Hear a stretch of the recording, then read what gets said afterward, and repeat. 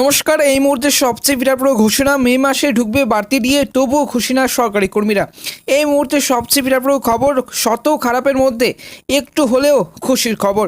অষ্টাদশ লোকসভা নির্বাচন প্রক্রিয়ার চলার মাঝেই বাড়তে চলেছে রাজ্য সরকারি কর্মীদের ডিএ বা বকেয়া মহার্ঘ ভাতা। ফলে কেন্দ্র সরকারি কর্মীদের থেকে পশ্চিমবঙ্গ সরকারি কর্মীদের কিন্তু প্রাপ্ত বকেয়া মহার্ঘ ভাতার ব্যবধান আরও কিন্তু কিছুটা কমতে চলেছে। পশ্চিমবঙ্গ সরকারের কর্মীদের কিন্তু ডিএ নিয়ে প্রতিবাদ আন্দোলনের সঙ্গে এবার কথা সকলেই কিন্তু কম বেশি জানেন, আসন্ন লোকসভা নির্বাচনে এটি অন্যতম রাজনৈতিক হাতিয়ারও কিন্তু করতে চলেছেন রাজ্যের বিরোধী দলগুলো। এদিকে দেশের মধ্যে পশ্চিমবঙ্গের সরকারই কিন্তু সবচেয়ে কিন্তু কম হারে বকেয়া মহার্ঘ ভাতা বা ডিএ প্রদান করে, সেটাও কিন্তু একটি তথ্য থেকে উঠে এসেছে। দেশের বেশিরভাগ রাজ্য যখন কেন্দ্র হারে বকেয়া মহার্ঘ ভাতা তার কাছাকাছি হারে বকেয়া মহার্ঘ ভাতা প্রদান করছে, তখন এই মুহূর্তে কিন্তু কেন্দ্র হারের থেকে 40% কম বকেয়া মহার্ঘ ভাতা পাচ্ছেন পশ্চিমবঙ্গের সরকারি কর্মচারীরা। 40% হারে কম দিয়ে পাচ্ছেন কিন্তু পশ্চিমবঙ্গের রাজ্য সরকারি কর্মচারীরা। উল্লেখযোগ্য, কেন্দ্র সরকার মার্চ মাসে ঘোষণা করার পরে এবার তাদের কিন্তু কর্মীদের আরও 4% অতিরিক্ত কিন্তু বকেয়া মহার্ঘ ভাতা দেবে।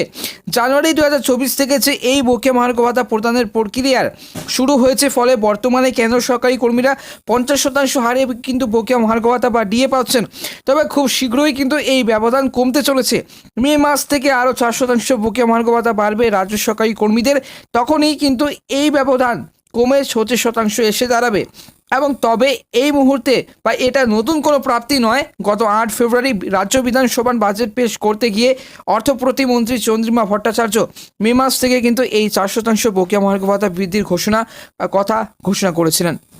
ফেব্রুয়ারি মাসে রাজ্য বাজেটে পশ্চিমবঙ্গের যে সরকারি কর্মী ও অবসরপ্রাপ্তদের কিন্তু জন্য 4% করে ডিএ বাড়ানোর কথা জানানো হয়েছে।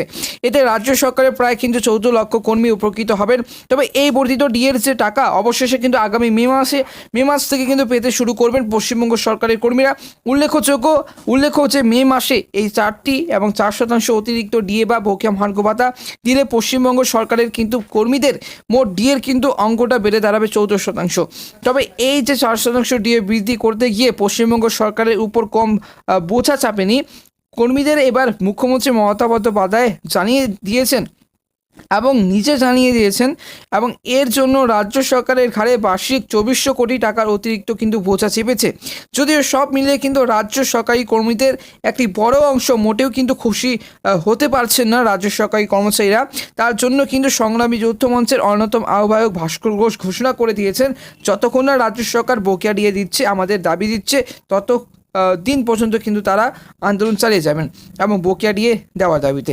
এবার যে উল্লেখযোগ্য, পশ্চিমবঙ্গ সরকারের কর্মীদের ডিএ সংক্রান্ত এই বিবাদের বিষয়টি কিন্তু এই মুহূর্তে সর্বোচ্চ আদালতে বিচারাধীন রয়েছে।